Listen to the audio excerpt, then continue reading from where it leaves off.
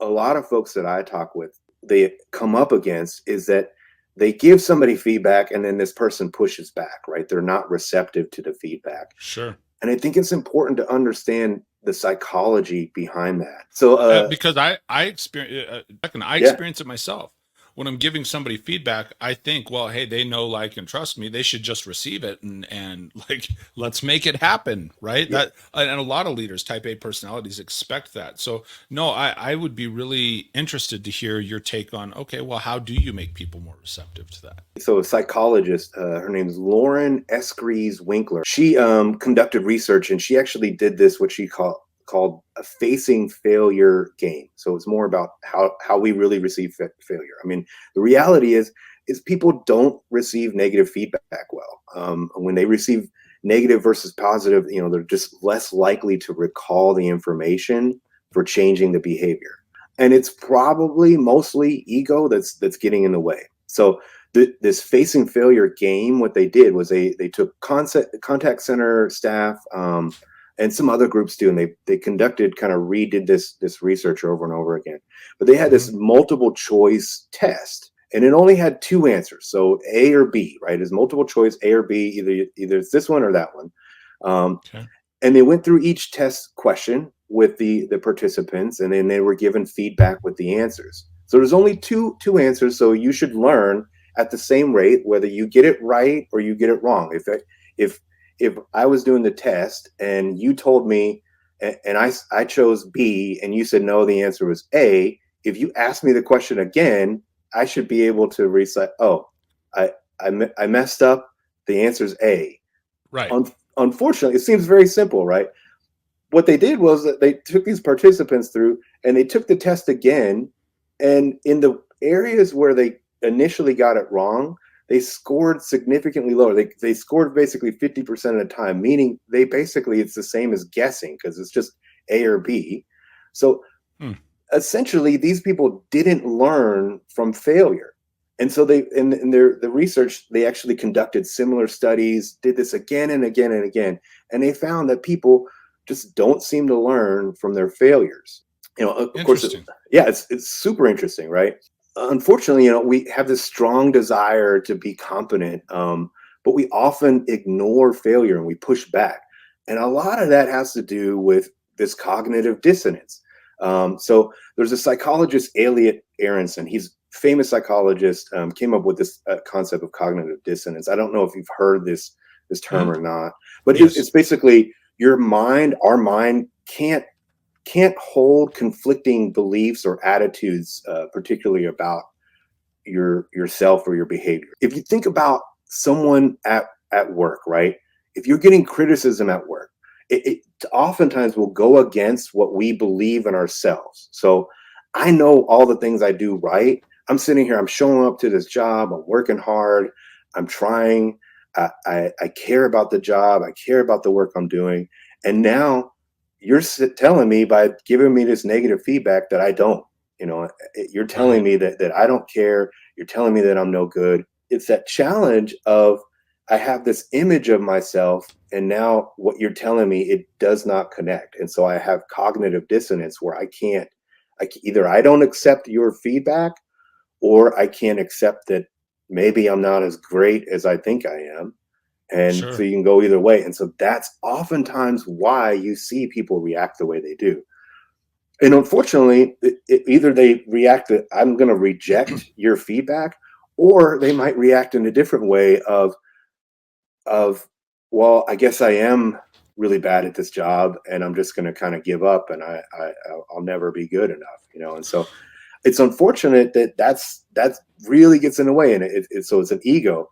So I know I'm kind of going on here, but No, I think you're spot on. the I enjoy this kind of conversation. so the fascinating thing, though, and what's fascinating is both the psychologist, Lauren Escrees Winkler, with her facing failure game, Hmm. and then also Elliot Aronson, previously in different ways with working with changing public behavior. Both of them. So Escrees Winkler, she took that facing failure game and she tweaked it, right? So instead, what they did was they have that same test, right, where it's A or B, and either either you're right or you're wrong. Hmm. Ideally, you should be learning from your successes and your failures equally, that kind of thing. But unfortunately, they're not. So what they did was they tweaked it where they had the same test, but they just added another participant, and it's just another person looking over the shoulder, right? So all of a sudden, someone's looking over the shoulder of that participant, and that person was then helping them in a way. That person was easily able to extrapolate from both successes and failures equally, so they learn. So then all of a sudden, when they would go through that first example, the first test, and then they would go through the Hmm. second test, they would score 100% because they had this person, because ego was removed from it. And now all of a sudden I can see, okay, if you tell me that I got the answer wrong, or, but somebody behind me, Mike behind me, can see Hmm. that even though my ego is in the way, now Mike can see, okay, Ian got it wrong. A is the right answer. And so that person, now you're removing the ego, and now they're able to learn from both failure at the same rate as success. You're just to clarify, you're saying the person behind them is able to score Yes. 100, So or that, yeah, so they now were kind of a team in a so sense, it's right? gotcha. So I'm Interesting. I'm I'm the one still doing the test, and now I have somebody kind of just added to the mix, and Like that a person, feedback coach. yeah, absolutely, and because that person now is, and we see this all the time, right? Like when to your point about, I'm giving you this feedback, just implement it, and improve. It's that simple to you, because your ego, as a leader, as a manager, your ego, you're not upset with them. You just, hey man, this is here's some It doesn't feedback on affect how my to. belief system, Right. right? It's just like, hey, I'm seeing this. No, I think that's really, really good. Yeah, I mean, and so just understanding that. What's fascinating is, so then they took this even further. Hmm. And again, sorry to keep nerding out, but No, keep. it's I love it. pretty interesting stuff. So then they took this even further. They took kind of the same idea, right? And then also Alien Aronson has done some similar tests with this too.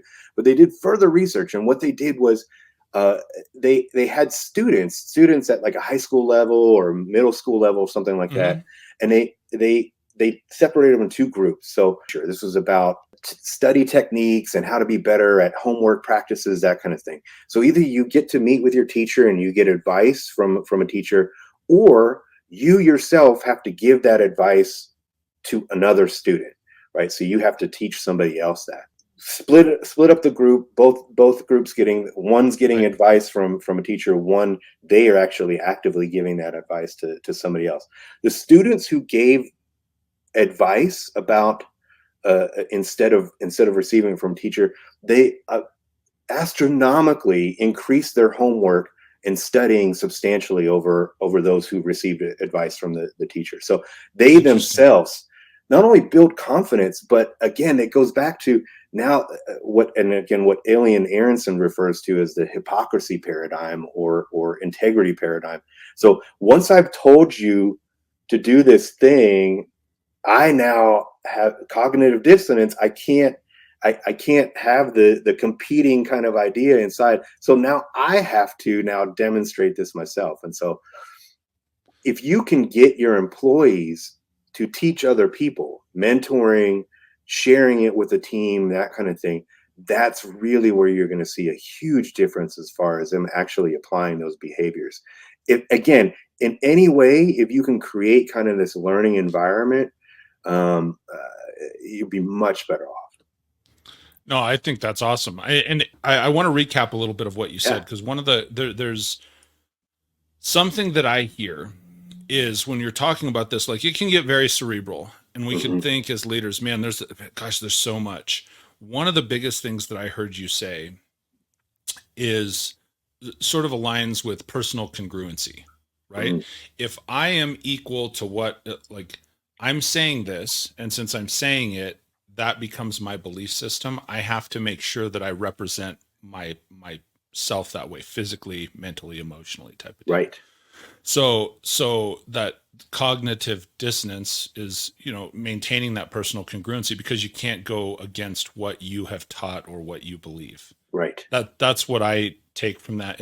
In mine is the Mike Phillips study from listening to you, because it's, and it's so interesting when you pair people up in like you're saying, in a mentorship role. You have somebody staring over their shoulder, and all of a sudden they do better. You have people that are collectively working towards the same goal, and I think that's some of the most powerful environments that we can build as leaders. Is how do we build these team members up and not just tear them down all the time with our feedback.